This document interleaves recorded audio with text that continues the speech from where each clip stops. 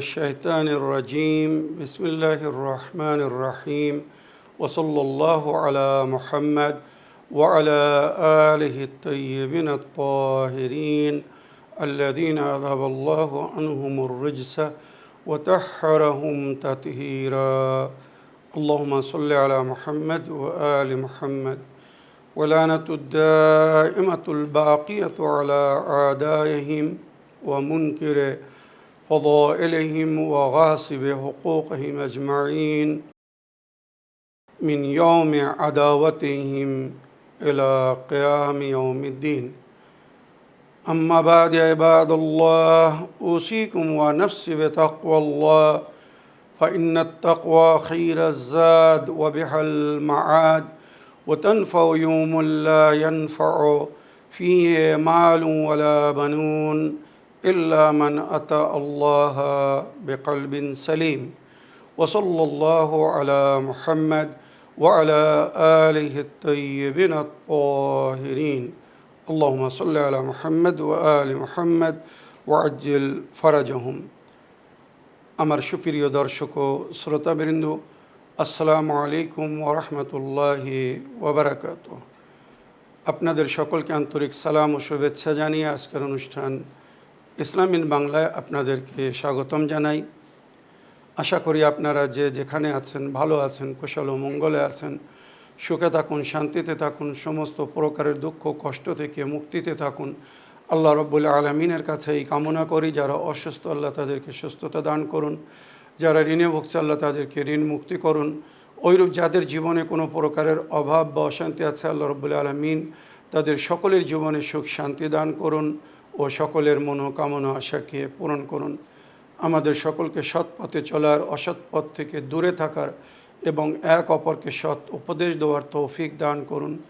আমরা যেন সত্য বা হক জিনিসকে জেনে শুনে মেনে তার উপরে আমল করে সেটা অন্যদের সামনে তুলে ধরতে পারি বা সকলের কাছে পৌঁছে দিতে পারি। আল্লাহ রব্বুল আলামিন আমাদেরকে সেই মনোবল ও নেক তৌফিক দান করুন। আমিন ইয়া রাব্বাল আলামিন। এই দোয়ার সঙ্গে আজকের পর্ব শুরু করতে চলেছি। আপনাদের পাঠানো প্রশ্নের উত্তর দেওয়ার আগে আমি ইমামে রেজা আলাইহিস সালামের কিছু মূল্যবান বাণী আপনাদেরকে শোনাতে চাই, যার মধ্যে আমাদের জন্যে খুব সুন্দর শিক্ষা লুকিত আছে। আশা করি এই মূল্যবান বাণী বা হাদিসগুলো শোনার পরে যদি আমরা এর উপরে আমাল করি তো আমাদের জীবন অন্যদের জন্যে উদাহরণ বা আইডিয়াল হবে, আমরা অন্যদের জন্য আদর্শ হব এবং আমাদের ইহকাল ও পরকাল উজ্জ্বল ও উত্তম হবে, সুন্দর হবে। তারপরে ইনশাআল্লাহ আপনাদের পাঠানো প্রশ্নের উত্তর দেব। যেমন বাংলাদেশ থেকে রমজান আলী সাহেব চিঠি লিখেছেন, তো অপেক্ষা করবেন, ইনশাআল্লাহ শেষ অংশে আপনার প্রশ্নের উত্তর দেওয়ার চেষ্টা করব। ইমাম রেজা আলাইহিস সালাম আমাদেরকে বলছেন, قال الإمام الرضا عليه السلام السخاء شجرة في الجنة أغصانها في الدنيا من تعلق بغصن من أغصانها دخل الجنة। কত সুন্দর উদাহরণ দিয়ে ইমাম বলছেন সাখা, সাখা মানে কারোর সঙ্গে করুণা করা, কারোর উপকার করা, দান খয়রাত করা। বাংলা ভাষায়ও বলে সখী, ওই লোকটা খুব সখী মানুষ, মানে দানি বা অন্যদের উপকার করে।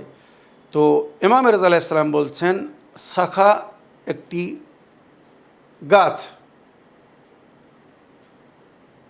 যে ব্যক্তি সাখাওয়াত করবে, সখী হবে, সাখাওয়াত করবে, সে ওই গাছের জান্নাতে শাখা নামের মানে দান খয়রাত নামের একটি গাছ আছে, সেই গাছের ডাল এই দুনিয়ায় ছড়িয়ে আছে।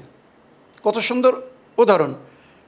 আসল সেই গাছের শিকড় জান্নাতে, গাছটা লাগানো হয়েছে জান্নাতে, এই দুনিয়ায় তার ডালপালা ছড়িয়ে আছে। তাই ইমাম বলছেন যদি কেউ ওই ডালকে ধরে, মানে কি সাখাওয়াত করে, সখী হয়, দান খয়রাত করে, তো ওই ডাল ধরে সে জান্নাতে পৌঁছে যাবে, মানে তার ওই সাখাওয়াত তাকে জান্নাতে পৌঁছে যাবে। যে গাছের শিকড় জান্নাতে বা কাণ্ড বা মেরুদণ্ড জান্নাতে, সেই গাছের যদি কেউ ডাল ধরে তো সে ডাল ধরে জান্নাতে পৌঁছে যাবে। এটা একটা ইঙ্গিত, ইশারা যে তোমরা দান খয়রাত করো, অন্যদের উপকার করো, অন্যদের সঙ্গে নেকি করো, যদি তোমরা জান্নাতে পৌঁছাতে চাও। এইভাবে জান্নাতে যাওয়ার একটি সুন্দর উপায় আল্লাহ তার বান্দাদের জন্য করেছেন। আগে ইমাম রাজা আলাইহিস সালাম বলছেন, কুল্লামা আহদাসাল ইবাদ মিনাদ দুনুবে মা লাম ইয়াকুনু ইয়ালামুন আহদাসাল্লাহু লাহুম মিনাল বালায়ে মা লাম ইয়াকুনু ইয়ারিফুন।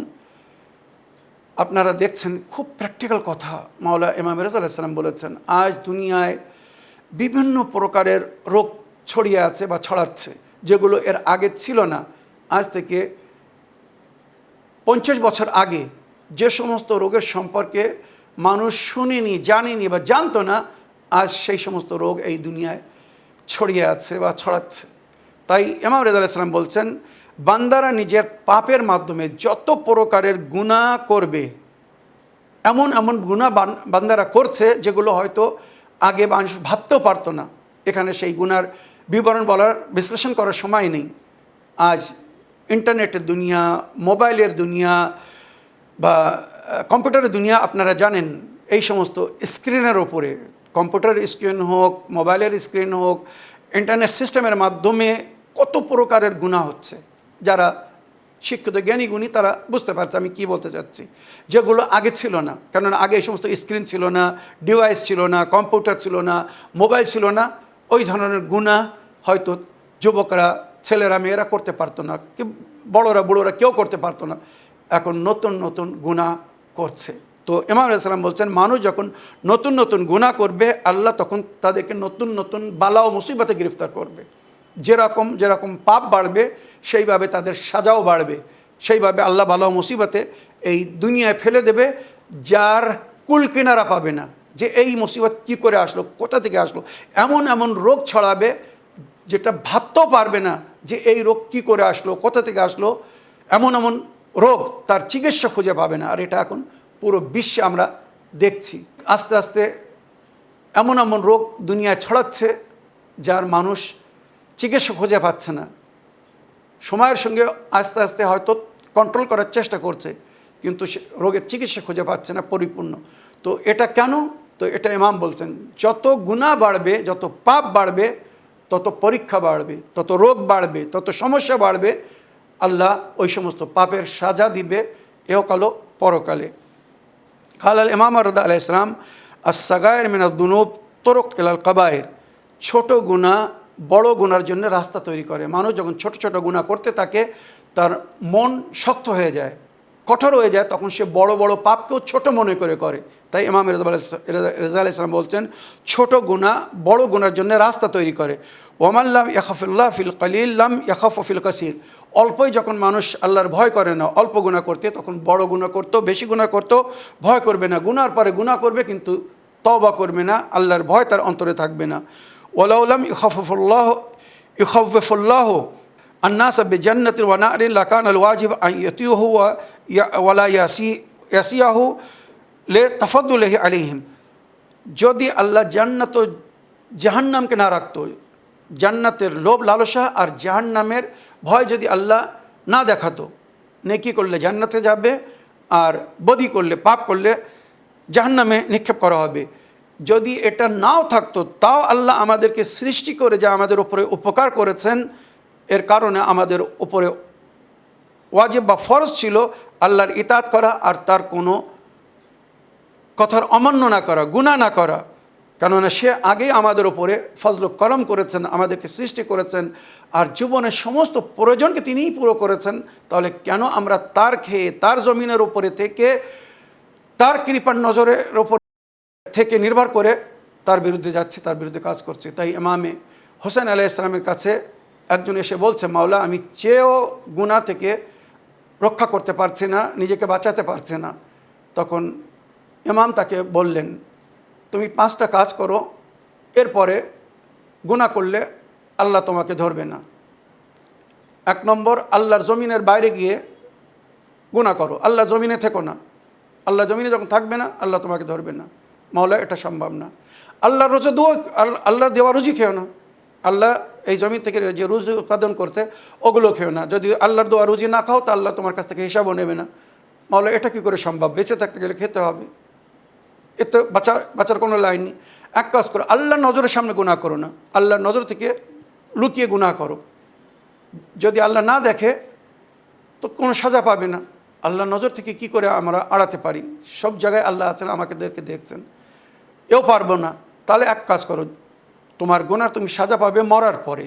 তো মালাকুল মউত তোমার রূহ কবজ করতে আসবে, মালাকুল মউতকে বলবে আমি মরবো না, আমি মরবো না, মরলে আমাকে পাপের সাজা পেতে হবে। না মরবে না, সাজা পেতে হবে। মাওলা এটাও মুমকিন না, মালাকুল মউত কাউকে ছাড়বে না।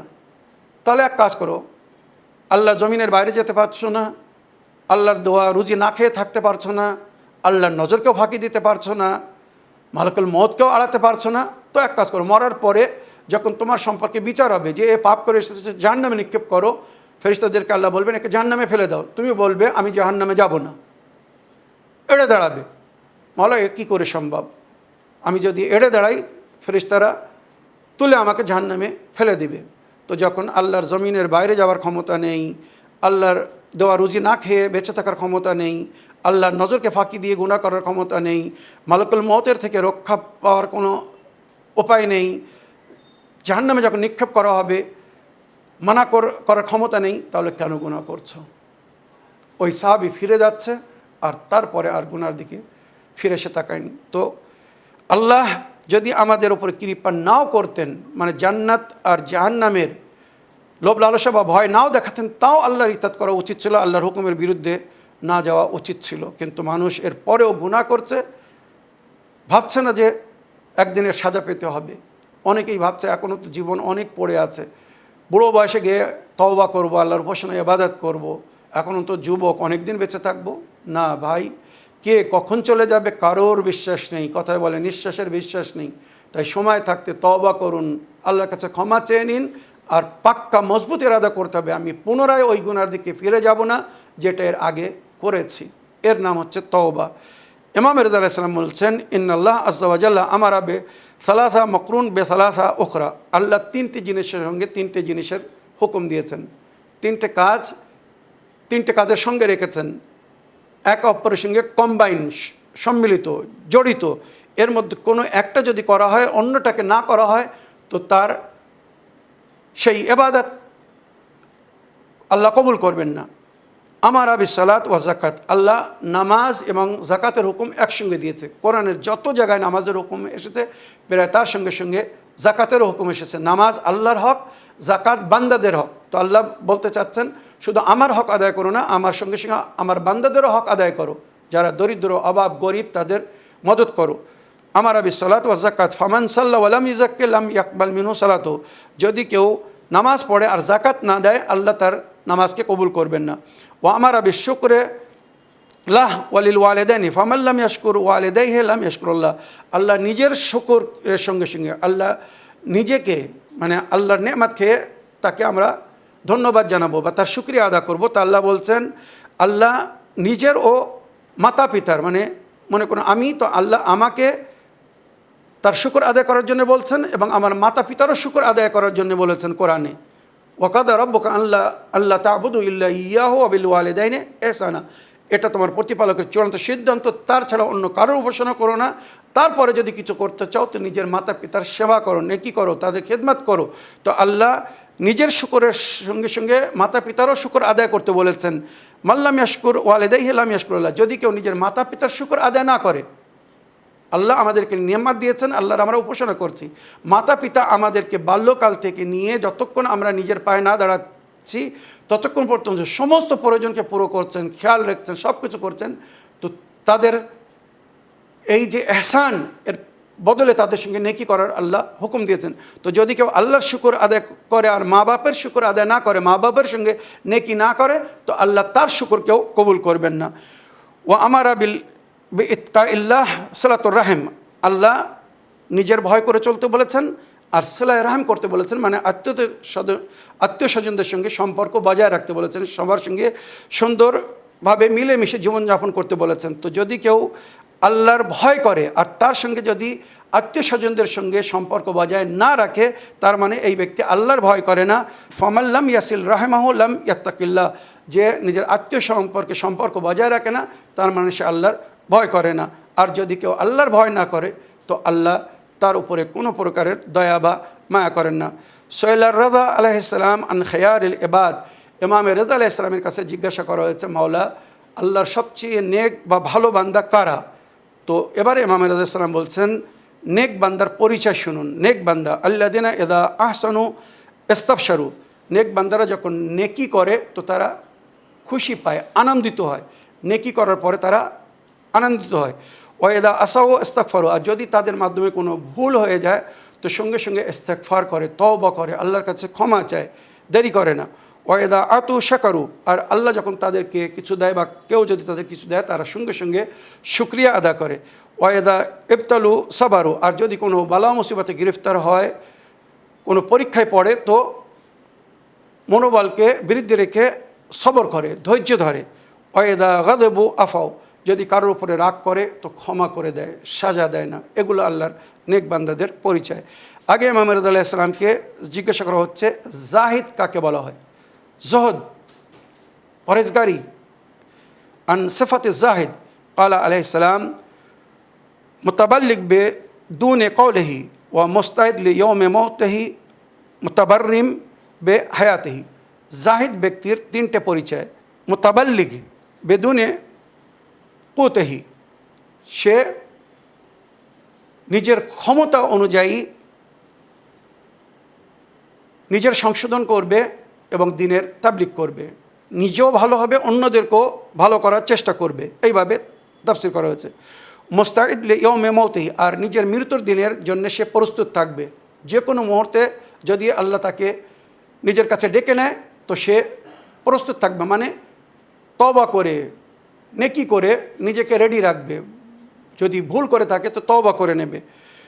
মুতাবাররিম বিহায়াতি, আর নিজের পুরো জীবনকে সে আল্লাহর হুকুম অনুযায়ী জীবনযাপন করবে। নিজের জীবন থেকে সে রাজি ও সন্তুষ্ট থাকবে। যখন যে অবস্থায় আল্লাহ তাকে রেখেছে সে সেই অবস্থায় খুশি ও রাজি থাকবে। আল্লাহ থেকে যদি রাজি ও খুশি থাকে, যেটা সূরার মধ্যে এরশাদ, ইয়া আইয়ুহান নাফসুল মুতমাইন্না ইরজি ইলা রাব্বিকা রাদিয়াতাম মারদিয়া, আই নাফসুল মুতমাইন্না, তোমার প্রতিপালকের দিকে তুমি ফিরে এসো এমন অবস্থায় যে তোমার প্রতিপালক তোমার থেকে রাজি, তুমি তার থেকে রাজি। তো মানুষ যদি নাফসে মুতমাইন্না অর্জন করতে পারে, মানে আল্লাহর সিদ্ধান্তের উপরে, বিচারের উপরে, সমস্ত পরিস্থিতিতে রাজি থাকলে, তখন তার নাফসে মুতমাইন্না হয়ে যায়। সুখ দুঃখ সমস্ত পরিস্থিতি, ইমাম নবীরা কত সমস্যার সম্মুখীন হয়েছেন, কত বালা ও মুসিবতে গ্রেফতার হয়েছেন, তারপরেও কিন্তু ওনারা কখনো নিজের প্রতিপালক থেকে অসন্তুষ্ট হননি, রাজি ছিলেন। তাই আল্লাহ ইমাম হোসেন আলাইহিস সালামের জন্য ভবিষ্যবাণী করে নিজের নবীকে বলেছিলেন, কারবালার ময়দানে চারিদিক থেকে দুশমনরা ঘেরাও করে তার উপরে জুলুম করবে, অত্যাচার করবে, সেই অবস্থাও সে আমার থেকে রাজি থাকবে। তাই আল্লাহ বলছেন, ইয়া আইয়ুহান নাফসুল মুতমাইন্না ইরজি ইলা রাব্বিকা রাদিয়াতাম মারদিয়া, আই নাফসুল মুতমাইন্না, মানে ইমাম হোসেনের জন্য বলা হচ্ছে, নিজের প্রতিপালকের দিকে ফিরে আসো বা ফিরে আসুন এমন অবস্থায় যে আপনি আপনার প্রতিপালক থেকে রাজি বা আপনার প্রতিপালক আপনার থেকে রাজি। ইমাম রেজা আলাইহিস সালাম আগে বলছেন, قال الإمام رضا عليه السلام من تذكر مصابنا بكى وأبكى لم تبقى عينيه يوم تبكى العيون ومن جلس مجلسا يحيي فيه أمرنا لم يمت قلبه يوم تموت القلوب। যদি কেউ আমাদের জিকির করে, আমাদের মুসিবতকে স্মরণ করে, কাঁদে বা কাঁদায়, তো সেই দিন তার চোখ কাঁদবে না, যেদিন আল্লাহর ভয়ে সমস্ত মানুষ ভয়ভীত হবে বা যাদের চোখ থেকে অস্ত্রপাত হবে। এটা হাসরের দিনের কথা বলা হচ্ছে। ওমান জালাসা মাজলিসান ইয়াহি ফিহে আমরানা, আর যদি কেউ এমন মজলিসে, এমন বৈঠকে বসে যেখানে আমাদের আমরকে জীবিত করা হচ্ছে, আমরকে জীবিত করা হচ্ছে মানে এই আমাদের বয়ান, আমাদের তালিমাত পৌঁছে দেওয়া হচ্ছে। আমরা যে মজলিস করি, মহরমে হোক বা অন্য মাসে, যে কোনো সময় মজলিসে আমরা কি বলি, আল্লাহ নবীর কথা, আহলে বায়তের তালিমাত দুনিয়ার কাছে পৌঁছে দেওয়ার চেষ্টা করি। তো এই মজলিসের সম্পর্কে ইমাম বলছেন, এই মজলিস যারা করবে আর মজলিসের মাধ্যমে আমাদের কথা আল্লাহর বান্দাদের কাছে পৌঁছাবে, লাম ইয়ামুত কালবু ইয়াওমান তামুতুল কুলুব, সেই দিন তাদের অন্তর মরবে না, যেদিন সকলের অন্তর মরে যাবে, কথা বলতে পারবে না মানুষ পরকালের জন্যে। এটা ইমাম রেজা আলাইহিস সালাম বলছেন। আগে ইমাম রেজা আলাইহিস সালাম বলছেন, আন মালিক বিন আবদুল্লাহ কালা কুলতু লি মাওলাই আর রেজা, মালিক ইবনে আবদুল্লাহ বলছে, আমি আমার মাওলা ইমাম রেজা আলাইহিস সালামকে বললাম, কওলুহু তাআলা, আল্লাহর কওল, আল্লাহ কোরআনে বলেছেন, আলদিমহুম কালিমাতুত তাকওয়া ওয়া কানু আহাক্কু বিহা ওয়া আহলুহা, কালিমাতুত তাকওয়াকে ধরে থাকো, এটাই তাদের হক আর তারা তার জন্যে আহল বা অধিকার রাখে। কালা ওয়াহিয়া ওয়ালায়াতু আমিরুল মুমিনিন আলী ইবনে আবি, এই যে আল্লাহর কালিমাতুত তাকওয়া বলা হয়েছে, যেটাকে ধরে থাকতে বলা হয়েছে, এটা হযরত আমিরুল মুমিনিন আলী ইবনে আবি তালিব আলাইহিস সালামের ওয়ালায়াত। তাই আল্লাহ বলেছেন, ওয়ালায়াতু আলী ইবনে আবি তালিব হিসনি ওয়া মান দাখালা হিসনি আমেনা মিন আযাবি, আলী ইবনে আবি তালিবের ওয়ালায়াত আমার কেলা, যে এই কেলার মধ্যে প্রবেশ করেছে সে আমার আযাব থেকে নিজাত পেয়েছে। চিন্তা করুন, মাওলা আমিরুল মুমিনিন আলাইহিস সালামের ওয়ালায়াত কত বড় সম্মানিত স্থান রাখে আল্লাহর নিকটে। قال الإمام رضا عليه السلام صاحب النعمة يجب أن يوسع على عياله, ইমাম রেজা আলাইহিস সালাম বলেছেন, যাদেরকে আল্লাহ দিয়েছেন, রহম করেছেন, করম করেছেন, আল্লাহ নেয়ামত দিয়েছেন, তাদের উপরে ফরজ তারা নিজের পরিবার, নিজের বউ বাচ্চাদের উপরে যেন বেশি থেকে বেশি খরচ করে। অনেক আছে কৃপণ, আল্লাহ তাকে দিয়েছে কিন্তু সে নিজেও খায় না, নিজের পরিবারকেও খাওয়ায় না, অন্য কাউকেও খেতে দেয় না। তো এরা ডবল সাজা পাবে দুনিয়াতে এবং পরকালে। আফসোস করবে, আমিও খাইনি, অন্য কেউ খাওয়াইনি, আর হিসেব সবার দিতে হবে। তো আল্লাহ বলছে, যদি ইমাম বলছেন, যদি আল্লাহ কাউকে নেয়ামত দেয় তো সে যেন নিজের পরিবারের ওপরে বেশি থেকে বেশি খরচ করে, পয়সা থাকতেও যেন কাঞ্জুসি না করে, নিজের পরিবারকে যেন কষ্টের মধ্যে না রাখে। আমাদের মাঝখানে অনেক আছে, পয়সা বাঁচিয়ে রাখবে, বড় হব, ই করব, ওই করব, আর পরিবারকে কষ্টের মধ্যে রেখে আছে। যেখানে পরিবারের প্রয়োজন ভালো পানাহার দেওয়া, ভালো পরিধান দেওয়া, ভালো পানাহার না দিয়ে, ভালো পরিধান না দিয়ে কষ্টের মধ্যে রেখে পয়সা জমা করছে। ওই পয়সা তার কাজে আসবে কিনা সে জানে না, কবে ওই পয়সা ছেড়ে হয়তো চলে যেতে হবে। তাই যখন যেটা আছে সেই হিসাবে দান খয়রাত করুন, পরিবারের খেয়াল করুন, নিজের পরিবারের প্রয়োজনকে পুরো করুন, কাঞ্জুসি করবেন না। আল্লাহ এখন দিয়েছে সে পরেও দিতে পারবে। আর যে ব্যক্তি নিজের পরিবারের খেয়াল রাখে, নিজের বাল বাচ্চাদের প্রয়োজনকে পুরো করে, আল্লাহ গায়েব থেকে তার প্রয়োজনকে পুরো করতে থাকে। মনে রাখবেন। আগে ইমাম রেজা আলাইহিস সালাম বলছেন, কাল আল ইমাম রেজা আলাইহিস সালাম, নাহনু সাদাতুন ফিদ দুনিয়া ওয়া মুলুকুন ফিল আখিরা, আমরা এই দুনিয়ায় সৈয়দ ও সর্দার। আল্লাহ আমাদেরকে এই দুনিয়ায় সম্মান দান করেছেন, নিজের বান্দাদের সর্দার বানিয়েছেন আমাদেরকে। ওয়া মুলুকুন ফিল আখিরা, আর আমরা পরকালের রাজা হব। এটা পরিপূর্ণ কোরআন ও হাদিস থেকে প্রমাণিত। পরকালের রাজা হবেন নবী ও নবীর আহলে বাইত বা মাসুমিনরা, সবাইকে তাদের অধীনে দেওয়া হয়েছে। নবী নিজে বলেছেন, আল হাসান ওয়াল হুসাইন সৈয়দে শাবাব আহলিল জান্নাহ, হাসান হুসাইন জান্নাতের যুবকদের সর্দার। ইয়া আলী আনতা কাসিমুল নার ওয়াল জান্নাহ, জান্নাত ও জাহান্নামের বন্টনকারী আপনি। ফাতেমা সৈয়দাতুন নিসাইল আলামিন ওয়া যুররিয়াতুহা হুমুস সাদাতুল মায়ামিন, ফাতেমা উভয় জগতের ইহকাল ও পরকালের নারীদের সর্দানি, আর ওনার সন্তানদেরকে আল্লাহ সাদাত করেছেন, সর্দার করেছেন। ইহকাল ও পরকালে ওনারা বাদশাহ হবেন, মনে রাখবেন। তো ইমাম বলছেন, আমরা ইহকালে সাদাত বা সর্দার, আর পরকালে আমরা আখিরাতে বাদশাহ হব। আল্লাহ সকলকে আমাদের অধীনে দিবেন। কাল ইমাম রেজা আলাইহিস সালাম, শিয়াতুনা আল মুসল্লিমুন লি আমরিনা আল আখিদুনা বিকাউলিনা আল মুখালিফুন লি আদাইনা ফামান লাম ইয়াকুন কাযালিক ফালাইসা মিন্না। কত সুন্দর কথা, আল্লাহ তৌফিক দান করুক এইগুলো শুনে, জেনে শুনে, মেনে এর উপরে যেন আমরা আমাল করতে পারি। ইমাম বলছেন, আমাদের শিয়া অনুগামী অনুসারী, আল মুসল্লিমুন লি আমরিনা, যারা আমাদের হুকুমকে গ্রহণ করেছে, আল আখিযুনা বিকাউলিনা, আর আমাদের কওলের উপরে, আমাদের কথার উপরে আমাল করেছে। আল মুখালিফুন লি আদাইনা, আর আমাদের যারা দুশমন তাদের বিরোধিতা করেছে। ফামান লাম ইয়াকুন কাযালিক ফালাইসা মিন্না, যদি কেউ এমন না হয়, মানে আমাদের কথা শুনে তার উপরে যদি আমাল না করে, আর আমাদের দুশমনদের কথাবার্তা থেকে যদি তারা বিরত না থাকে, দুশমনদের যদি কথা শুনে, তো এরা আমাদের অন্তর্ভুক্ত না, আমাদের শিয়া না, আমাদের মান্যওয়ালা না। কাল আল ইমাম রেজা আলাইহিস সালাম, মাল্লাম ইয়াকদির আলা মা ইকাফির বিহি দুনুবাহু ফাল ইয়াকসির মিনাস সালাওয়াত আলা মুহাম্মদ ওয়া আলি মুহাম্মদ। কত সুন্দর কথা। ফাইন্নাহা তাহদুমুদ দুনুব হাদমান, যদি কোনো ব্যক্তি নিজের গুনাহের কাফারা না করতে পারে, সমস্ত গুনাহের জন্যে কিছু কাফারা রাখা হয়েছে, এটা করলে এই গুনার কাফারা। মনে করো জেনে শুনে কেউ যদি রোজা ছেড়ে দেয় বা রোজা ভেঙে দেয়, তো 60টি রোজা রাখতে হবে 1টি রোজার পরিবর্তে, ওই গুনাহের কাফারা। বা 60টি গোলাম আজাদ করতে হবে, ওই গুনাহের কাফারা। বা 2 মাস লাগাতার রোজা রাখতে হবে, এগুলো। তো যদি কেউ ওই কাফারা না আদায় করতে পারে, তো ইমাম বলছেন সে বেশি থেকে বেশি মুহাম্মদ ও আলে মুহাম্মদ আলাইহিসসালামের উপরে দরুদ পাঠ করবে। আমাদের উপরে দরুদ পাঠ করলে তার গুনাহকে আল্লাহ মুছে দেবে। কাফারার পরিবর্তে যদি কেউ কাফারা না আদায় করতে পারে, তো যত দরুদ পড়বে আল্লাহ তার গুনাহকে মুছে দেবে। শেষ হাদিস, কাল আল ইমাম রাদা আলাইহিস সালাম আসসালাতু আলা মুহাম্মদ ওয়া আলি মুহাম্মদ তা'দিলু আনিল্লাহ আযজা ওয়া জাল্লা আত-তাসবিহ ওয়াত তাহলিল ওয়াত তাকবীর।